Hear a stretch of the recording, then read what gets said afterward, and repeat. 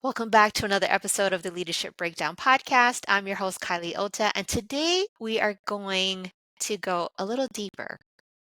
I'm sitting with my friend, Jen Pasquale, and she is a strengths nerd, a culture consultant, and an all around powerhouse when it comes to team dynamics and leadership. She has over 20 years in training and development, plus 2 decades also supporting military families. Yeah, for those of you who may or may not know, I'm a veteran, so I love when people are supporting our military folks.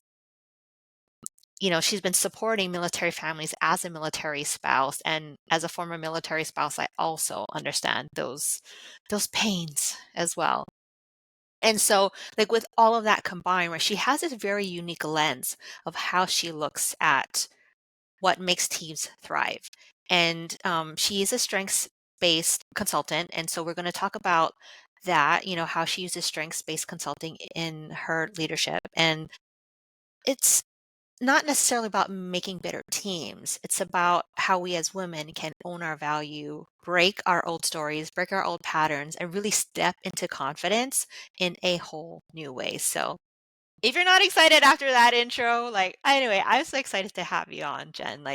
First of all, tell the people how you got into leadership and some of the roles and responsibilities that you had so they have a background of where you came from and how it evolved into what you're created today. Yeah, no, it's great to be here, and it's a great conversation that I'm looking forward to. So my kind of winding path, if you will, is as you mentioned, I started out and have a long history in training and development. I started out as a corporate trainer, and as I had kids, moved into a more kind of non-travel, stable position as an instructional designer, so developing programs for organizations largely because of that military connection and because I needed to be sort of the stable home presence. And so I did that for a long time as well. I spent some time focused on a military organization. I built a military organization to support spouses that are going through sort of the transition out of service and helping them Oh, understand, what is that yes. like for them? What's the identity hit that they took, over the course of that time, adjacent to service? And how do they now kind of plant their own flag when they have the flexibility to do that any way they want? Yes. So that was a conversation I really loved. And what it allowed me to do is bring that training experience and connect it with that military kind of experience that I was having as well as a professional. I married my husband when I was 30. So I already had kind of a trajectory and a job and an identity that was completely separate from, military and service. And Right. so helping other people kind of figure out how do you reinvent was a space I felt like I knew well. That actually was where I not necessarily did strengths for the first time, but it's where it really took hold for me. I was working with someone and she exposed me to it. And I went through kind of coaching with her and just fell in love with it. And so now the space that I'm in is really taking that early experience in corporate and combining it with this love of strengths, partly because what I started to see is how much I use myself, right? As my first client, I was my own client, right? Like it was really seeing how much it helped me get unstuck, how much it helped me build my confidence, how much it helped me really define my value in with words and ways that I just hadn't before. Hmm. And that was really because of the strengths lens that I was able to use. And so then I couldn't help but try to bring it to everybody who would listen. It's the same. So, I fell in love with the disc in my corporate career when I was in L&D. Like, wow, everybody needs to know this. We all took the disc and we all were like, oh, you're a this type, you're a that type. And it just made everything so much easier. Like communication was easier, team meetings were easier because you could understand where that person was coming from. I've taken the Clifton Strengths assessment, and I think you and I chatted before this that my number one is individuality or individualism. Individualization. Yeah. Yep. And I'm like, oh, that makes so much sense. And also why I love doing the individual work with my clients, because everyone is cut from a different cloth. And I overlap the disc with other types of Hmm. assessments to kind of help them to really see, all of the aspects of themselves and, pulling in all the different experiences, like you said, how you did, like military spouse. Like, I'm like, I have some, like my background is very diverse as well. So I'm like, well, who am I? In this lens, I am this person. In this lens, I am that person. And I found myself very compartmentalized, you know, and behaving this way in this environment. And oh, let's shift it and behave this Hmm. way in this environment. And that's what led me to burnout because I was doing this here, doing that there, showing up as all these different versions of myself. And I'm like, huh, no wonder I'm exhausted because I'm playing 5 different roles. Well, and I think that's not an uncommon approach. Partly when we don't have sort of that centering and that grounding and that clarity about who we are, then I think it's much more common for us to kind of try this out over here and try that out over there. And I think that's what I love. I think about the strengths work is what I think it gives people is that sort of grounding, that flag to plant to say, like, this is my value. This is what I bring to the table. This is how I think and why I think that way, and sort of unapologetically show up as that in all the places. I love that Yes. there's spin-offs of strengths work around parenting. There's spin-offs around, all these kind of different ways that we show up in life, different Yeah. roles in marriages, at work, as a parent, and being able to see that thread for who you are in all those different places, I think becomes really empowering Yes. and a lot less sort of mental load of trying to be a lot of different people, to be different people in different places, right? That takes a lot more out of us than we may realize. And so once we center, then it's a little bit easier to focus on just doing being who we are in those places and being the same everywhere. Yes. Yeah. And I like also how you work with teams as well, right? Because that's so important, right? You learn about yourself, for one, like get strong in your identity, because when you're around other people, especially if you're used I call it chameleonizing. Hmm. You just Yeah. become a chameleon and you're like, Yeah. oh, around this person, I have to be a certain way. Around this person, I have to be be a certain way in order to feel accepted. Hmm. And, right, if we can find the love and acceptance within ourselves first in our own identity, then it allows us to be stronger in those boardrooms. It allows us to be stronger in difficult conversations. Well, and I think it also gives, I mean, absolutely, yes, it allows us to do that. And I think what I've also seen when you sort of put it in the team perspective, the outcome of that work is yes, first we've got to understand ourselves. And then as we start to understand the team, what it does is presents that opportunity. There's an exercise I always do with teams. It's one of my favorites where individuals talk about here's what I uniquely bring to the team with these top talents, but here's what I need from the environment in order to really bring that into the equation. And so Yes, it not only helps you kind of know who you are, but it also gives you that language for how to talk to other people to help them understand how you think, what you need. And so then, now we can operate in a way that's efficient because I'm not coming to you with data when you're not a data person and you could kind of care less about the data. You want to know about the people impact, and I'm not coming to you with that because I didn't know that's how you're wired. But once I know exactly. it, now it changes how we interact. And what I often see is sometimes conflict within teams or, disagreements within teams or just, friction can often be distilled down to a perception that I have of someone's motive or someone's needs that don't actually align with who they are. Right. And we do that, right? Like we make some assumptions, that's understandable. But once you know, you don't unknow. Like you can't unlearn how someone needs to be communicated with. And so your ability to really meet them where they are is exponentially greater. And you take that times 20 people on a team. And now we're having a completely different conversation than we were having, before that information was available to us. Right. It's as if everything was in black and white. Now Yeah. it's a technicolor. Yes. Yeah. Yeah. And that's the beauty of it, right? Like that's the diversity of thought, diversity of opinions, of background, of everything that each person uniquely brings to the table. We don't want it to be the same. We don't want everyone at the table to approach the problem from the same position because that's how we end up with bigger and bigger blind spots. So there's a huge amount of value in all those differences.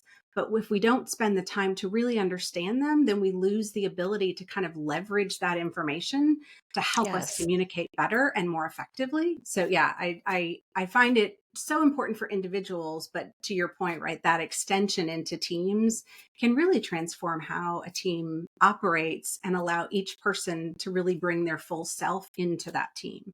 Yeah. This just came to me, so it may be a little off the cuff, but is there like a case study or an example of how you use this with one of your clients or one of your clients' teams to really shift the way that they saw themselves or they saw the other person, whichever one comes up for Yeah, you? there's so many different I kind of know. examples of those, but there's a couple that come to mind often at two different teams, two different types of organizations.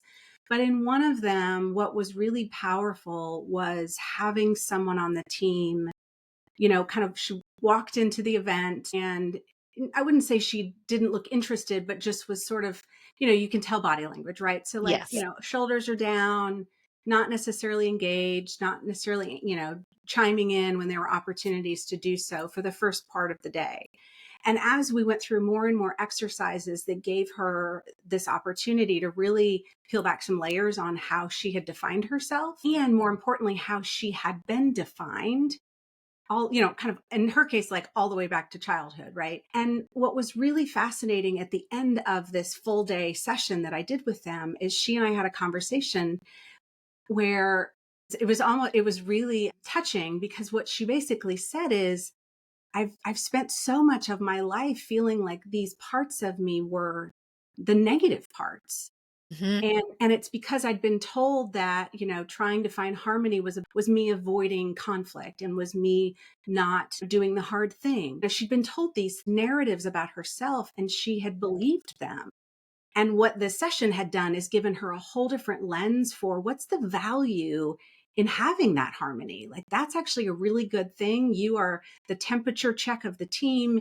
You ensure that everyone feels heard. Like, there's all these really fantastic parts of that quality on a team, and not everyone has it. And so her value is unique and special and needed. And her narrative had always been, I'm conflict averse, because that's what she'd Mm, been told. And can that happen? Yes. Could those two things coexist? Sure. But with awareness, right, she can show up differently.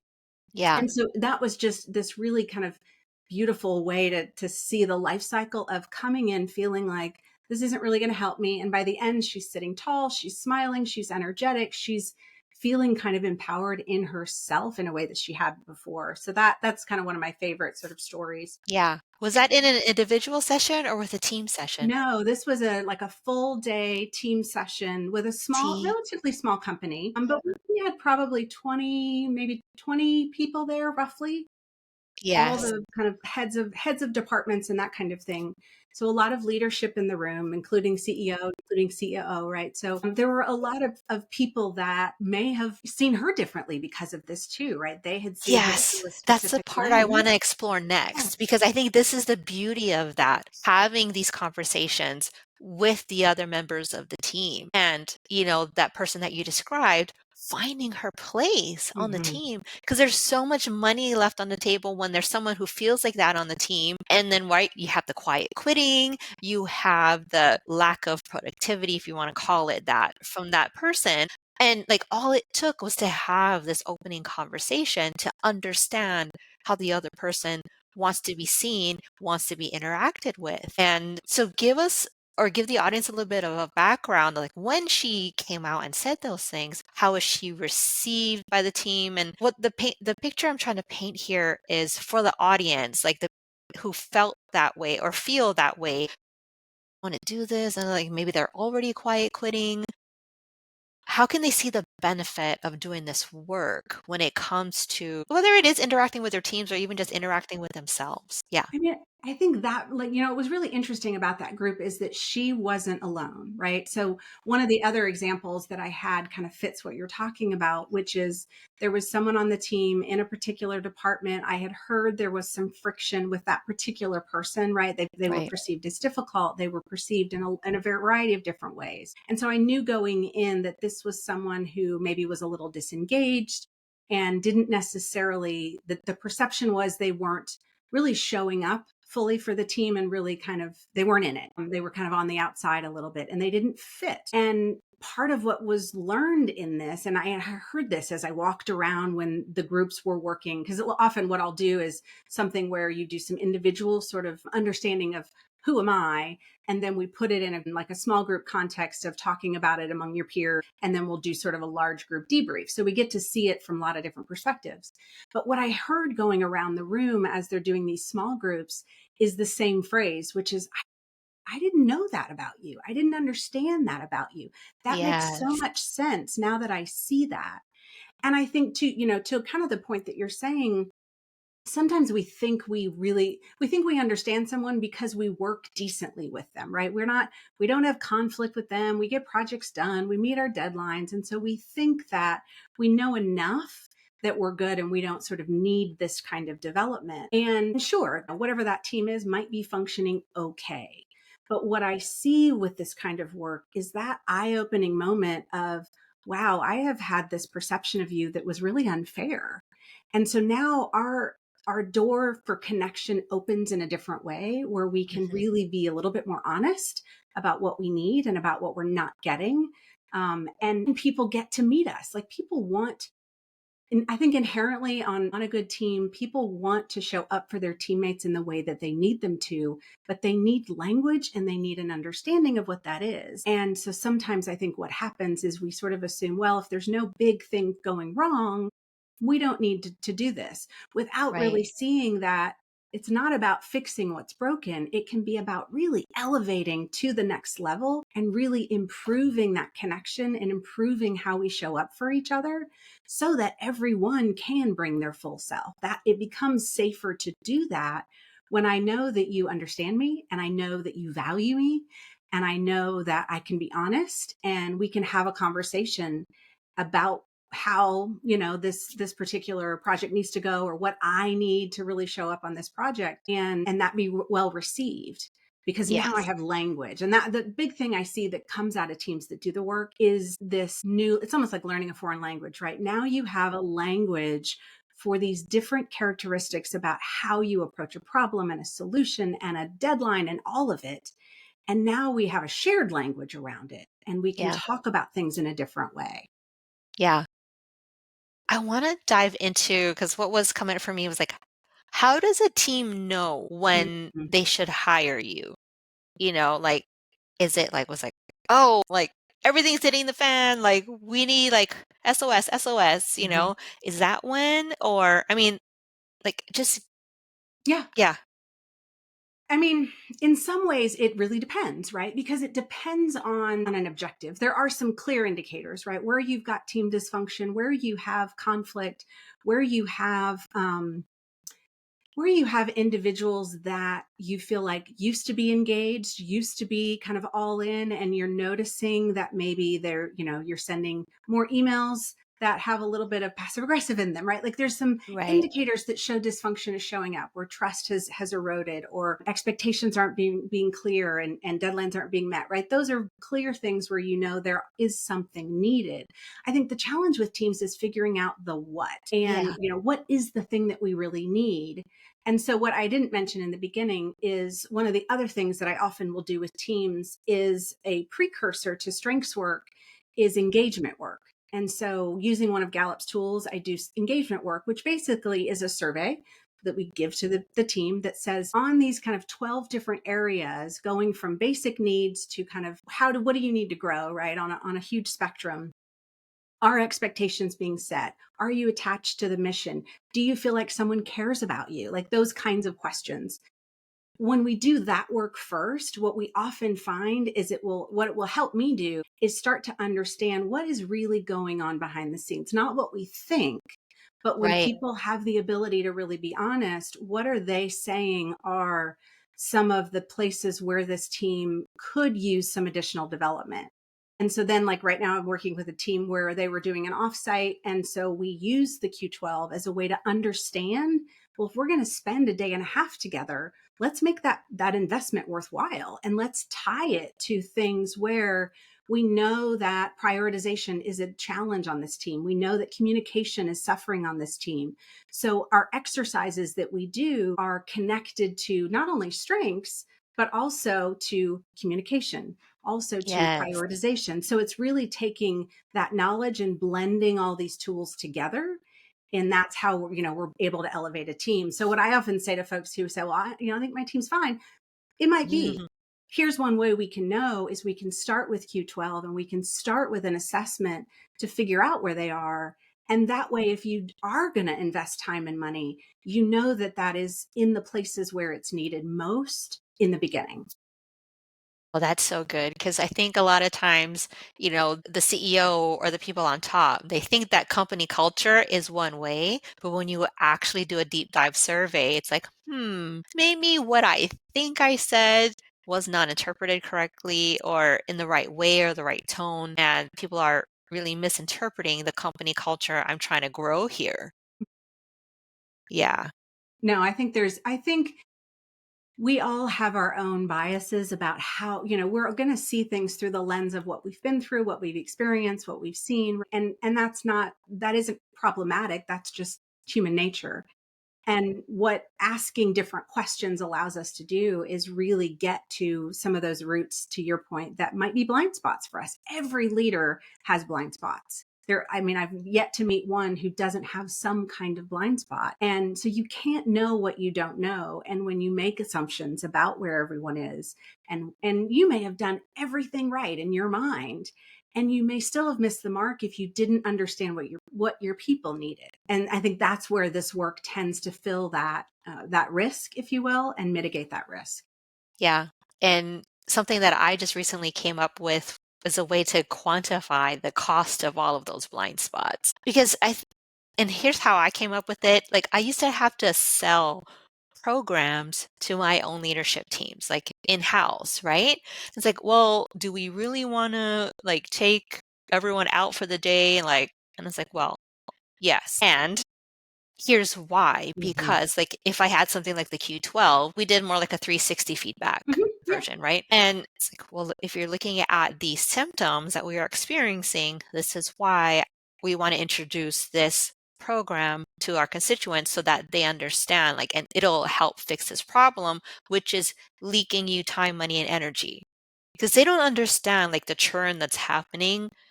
I'll just say an iceberg, right?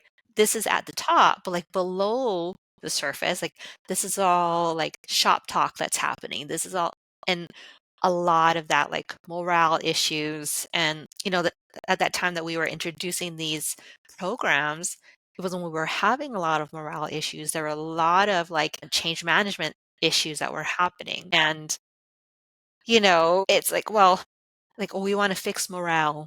Like, oh, let's just give everybody some gift cards and like make them happy. And like, that's not going to cut it. Mm-mm. They're not feeling seen, they're not feeling heard, they're not feeling understood, they're not being seen of value, right? If you're not valuing a person, they're going to go find it somewhere else. It's just like with any relationship in a marriage or in the office, they're going to go find it somewhere else. The cost of attrition, because we were Yeah. in the L&D, it's like, well, you already know the cost it takes to hire a new person.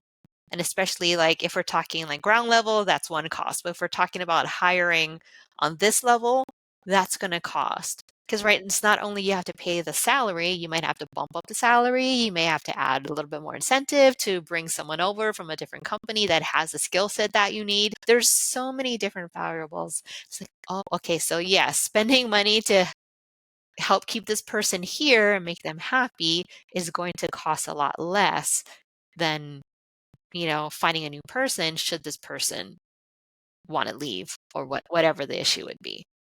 No, I definitely see a an absence of focus on the long game, if you will, right? So Yes. the long game being the end state of higher retention, more connected organizations, more connected teams, better belonging, like all of those things, right? That is not going to happen at one offsite once every 5 years, right? That is going Right. to happen because systemically we're changing how we show up, we're changing the language that we're using, we're really infusing this as a core kind of part of how we work this belief that development of individuals is good for the team, development of the team is good for the organization.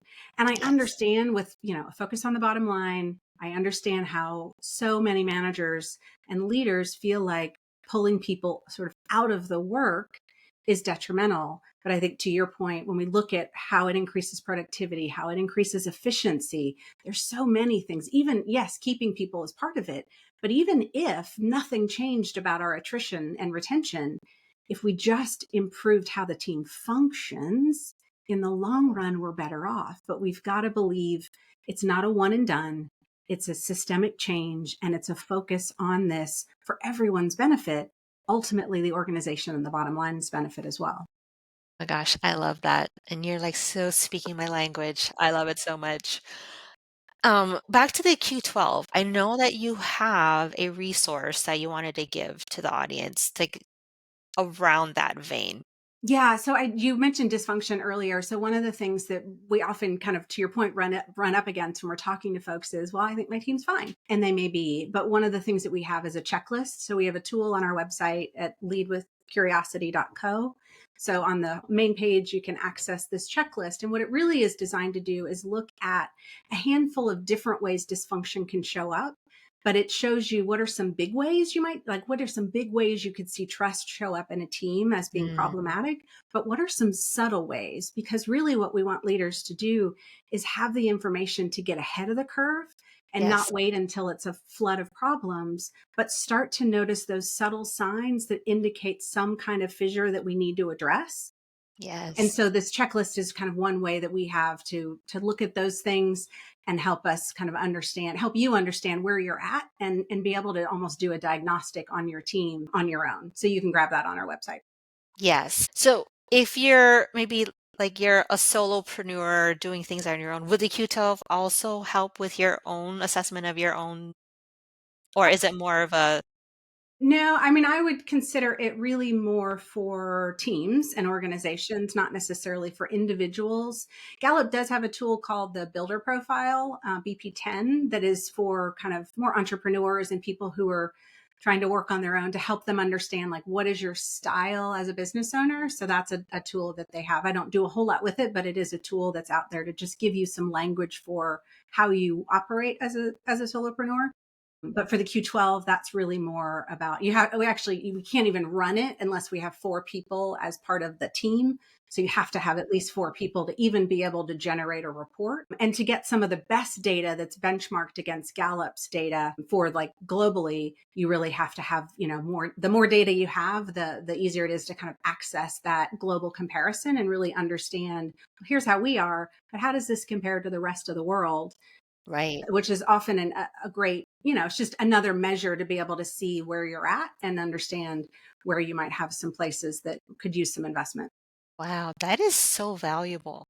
You can see where you are with like other companies in the entire world. Well, yeah, not individual companies, but just what it gives you is kind of Right. you can at least understand that, okay, this is where we are. And actually, we're not doing too bad, except maybe we are in this one area. Maybe here's where we're trailing other organizations. How can we invest in this particular, element? What I really love about the potential of Q12 is what it can really allow an organization to do, particularly in a larger project, is you have people in the organization that then kind of become champions for the change, right? So they Yes. become kind of the engagement champions within the organization. They help put together a plan for how we're going to address this issue. What are some of the things that we know we can do? Because not everything is going to be a training issue, right? Some things are Yes. about more one-on-one. Some things are about changing how we do meetings, right? There's some things that they can own, and having people in the organization own the change, like, we know this, right? In the change space, that's where you really get the longevity and the sustained impact. Yes. And so I love being able to kind of pair some learning and some instruction and some self-awareness work with having ownership within the organization from people who are there every day and can really kind of fight for that change and help the organization focus around it and put things in place to really help move the needle on the whatever those measures are. Wow. That sounds so It's powerful. super fun. Yeah. And I'm like, oh yeah, like I'm with you. Like I would geek out on this stuff like all day. I love data. So Q12 was not a leap for me because anytime I can have data, I find it valuable. And I think for Yeah. organizations that are back to what you said earlier, like that are having a hard time justifying it, it's really fascinating. I've sat in a couple different sessions that are like, big case studies on impact from kind of beginning to end.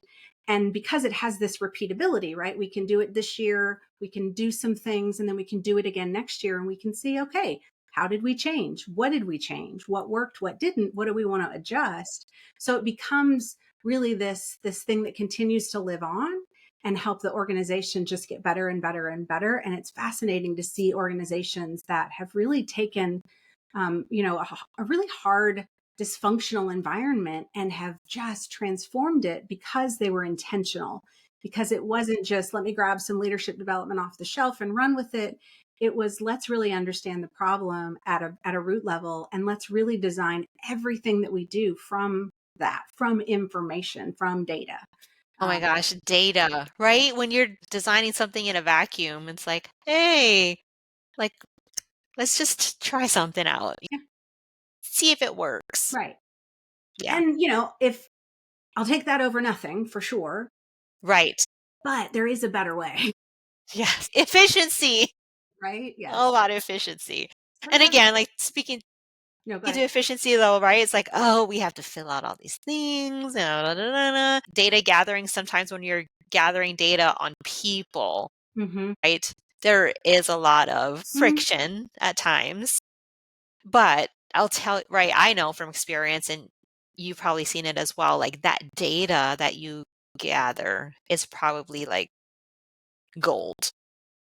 It is gold. And I think one of the pieces about it that surprised me the most is occasionally I'll come across a team where I've got someone that is really resistant to taking it. Mm, And yes, some of that, when you drill down, what you start to learn is there's a trust problem, right? There's some kind of historic thing, either that's happened to them at another organization or has happened in the current organization, where right. they don't trust their leadership with this information about them. And so, like, as an example, if you had someone who is a salesperson and they take this assessment and it says that they don't have any people skills, not that it would say that, right? But it might say that they are primarily going to make decisions from a place of thought or from a place of influence. So it might, in their mind, right, present them as sort of misaligned to their role. And so Right. it can create this fear. And what becomes really important from leaders is to set the stage well and make sure you are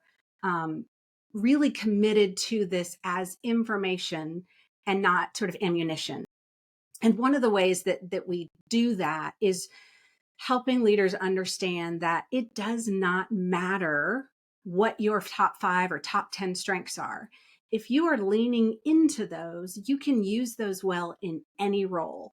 Where people Yeah. tend to struggle in a role is when they are doing a job that is misaligned to who they inherently are. And they're being asked to maybe do things that are in their like 30 through 34, right? They're not Yeah. in their top 5.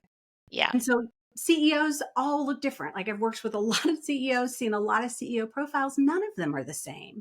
And yet they were all able to be effective.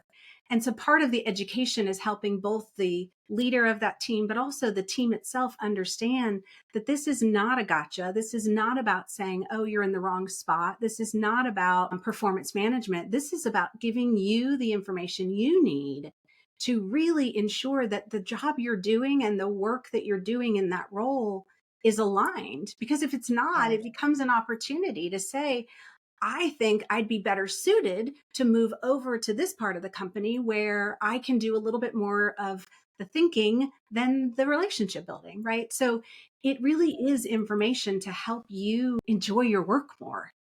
But it's Yes. a really important conversation that leaders have to have and teams have to make sure that stage is set well and that there's trust on that team that this Yes. information is really designed to make us better. It's not designed for any other purpose than that. And I've not run into any leaders who use it that way, but I have run into team members who have Hmm. those fears that are rooted in something. And I think we have to sort of honor where that comes from for them and make sure we're really clear about why we're doing it and what we hope Hmm. to accomplish with it. Oh my gosh, that's so good. Because that was another follow-up question, but you just went right in. I was like, yes, that's the one when people don't fill it out truthfully. And it and you hit it right there. It's that trust, right? They don't trust the organization and what they'll do with that information. And like you said, you covered it all. I'm not gonna rehash the whole thing. I'm like, "Oh, she gets me. And it's too bad you're all the way across the country from me. I know we would have a time if we hung out together. Again, I probably want to just keep going, but all good things must come to an end. You already said where they can find the Q12. Like, where else can they find you? Like on the interwebs, Yeah, no, I mostly just do, I'm on LinkedIn for sure. So that's for really the sure. best place if folks want to connect with me there, just as Jennifer Pasquale. And then, as I mentioned earlier, our lead with curiosity.co is our website. And so then they can kind of explore a little bit about the work that I do and how to get in touch with me. Yes, that's how I fell in love with her. I was like, look at this. She's speaking my language. We will have her on the show. Definitely. So anyway, thank you, Jen, for being here today. It's been such a pleasure to talk to you and to talk about these types of things because I feel like once people embrace this kind of leadership transformation, so many things can just explode in the organizations, like not in a good way, not in a bad Mhm. way. I'm not Yeah. talking about implode, but like it explode, like a growth explosion that could happen in the organization. So I'm just thankful that you broke it all down for us today in with such clarity. No, it was very clear and I just loved it. Anyway, you're going to be my next favorite person. And I I'll take hope it. for the audience listening that Jen's going to be your next favorite person as well. I mean, after me, of course. But anyhow, again, thanks, Jen, for being here today. And for all of you listening, we will see you again the next time on the Leadership Breakdown podcast. Bye. Bye.